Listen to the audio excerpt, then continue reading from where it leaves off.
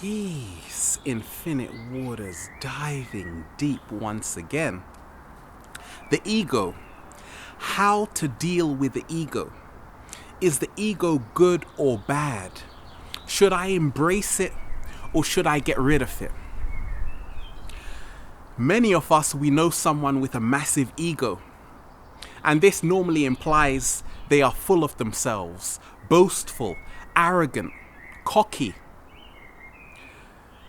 We are drawn, a lot of us, to humble people who don't carry this gigantic ego. Ego is the Latin word for I, and Sigmund Freud made this term popular when he talked of the ego being the conscious part of ourselves that deals with reality, and the id being the unconscious and the superego dealing with morality. The ego is the mediator between these two. I have my own take on this. That is the ego. How I see it is that the ego is the outer shell of ourselves. It is not who we are. The ego is neither negative or positive.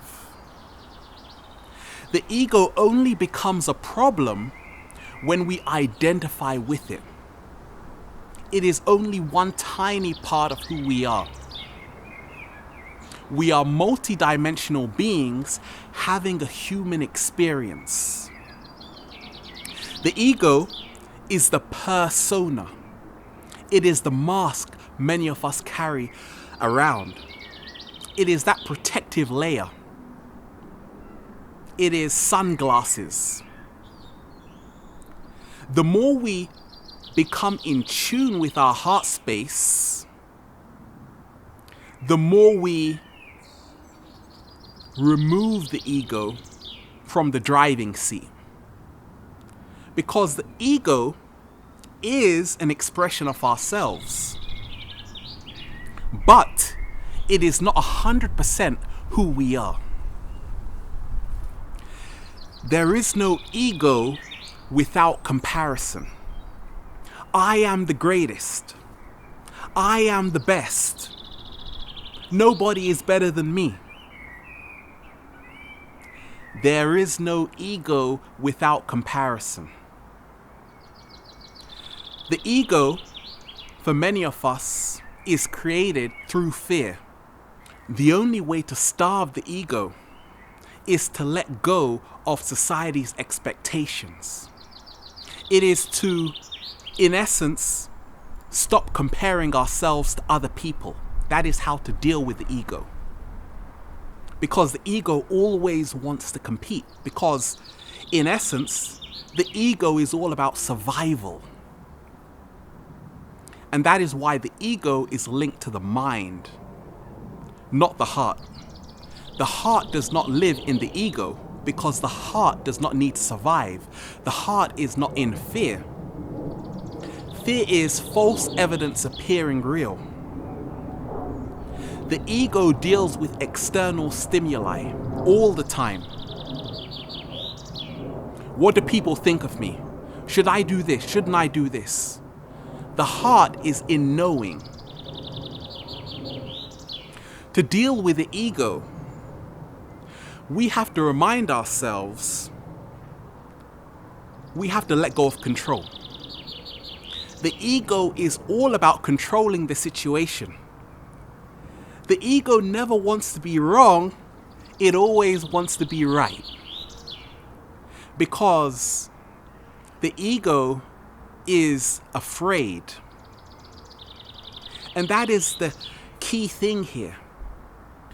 It is not about putting the ego in a chamber and burying it. No. It is about becoming aware of the ego. The ego lives in separation. I, me. There is no I without we. Separation is the greatest illusion ever created. Because everything is connected. Everything works in a symbiotic relationship with each other. We are all codependent on one another. And that is how it works in the universe. The ego helps us to tune into the right frequency. Otherwise, we would go with anything and we would follow anyone. The ego helps us say, I am different. That is that self-love coming through. The ego helps us cultivate self-love. Many of us, we've been in a group and we're not resonating with the energy there. What helps us come out of that group is the ego. We say, I deserve better. I am worthy to live in the world I choose. So the ego has a place. We just have to remember to put the heart first. When we look at why many of us are drawn to humble people, we see that it is because they are stripping away the layers of who they think they are. They are in their heart space. They are letting go of the mind. In essence, they are tapping into their senses. So we feel a very pure energy coming from them. They are not wearing the mask, which is the ego. They are stripping away the layers, and they are showing us their true, authentic selves. Many of us, we have mantras we say. Ego mantras. I am wonderful. I am abundant. I am happy. I am free. And this is fantastic for reawakening and activating the DNA within us. That is the ego working in full effect. And it can help us. However, the problem of the ego is when we see the ego as ourselves. The ego is separation. I and you.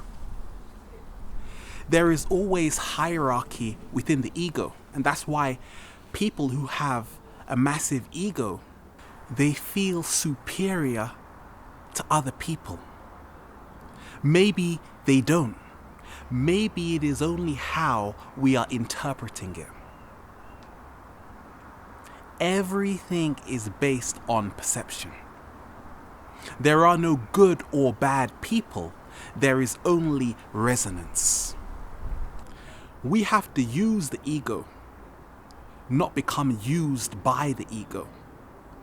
And see that to really tap into ourselves, that can only take place through the heart. There is no thinking involved. It is stepping into being where even words evaporate. Many of us who are trapped in the ego, why this can irritate a lot of people is because there is a defense. We put our guard up and we say, this is who I am, but you're not going to mess with me.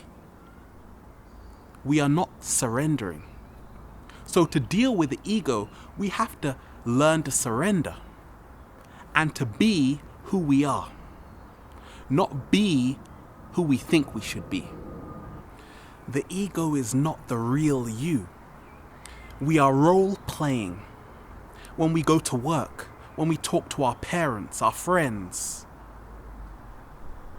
Who is the real you? That is the I am presence. We have to reconnect back to that.